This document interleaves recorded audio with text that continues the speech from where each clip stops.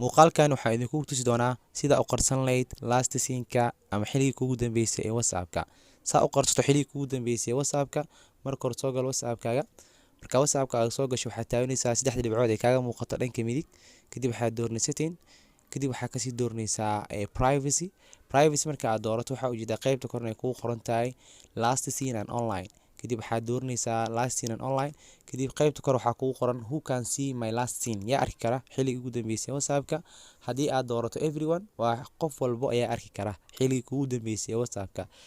qaybta kale hoosena waxaa waaye who can see when I am online, yaa arki kara xilliga online ahay. sida qaybtan waxaa everyone, qof walba inuu arko online-kaaga ama as same as last scene. last scene-ka sida aan kasoo dhigay inuu ahaado. tusaale hadda everyone aan soo doorto intaan inuu everyone arko.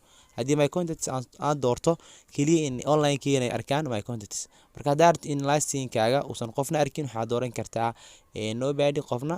sidoo kale online-kaagana waxaad dooranaysaa as a last scene sida aad ka dhigtay, askan qof ma arki karo. laakiin haddii last scene-kaaga aad ka dhigato online, everyone intan aad dhahdo online-kaaga ayaa la arki doonaa, laakiin xilligii kugu dambeysay WhatsApp-ka ma arki doono. please videogan haddii waxuna ka faa'iiday, like, share, comment, follow. السلام عليكم ورحمة الله وبركاته.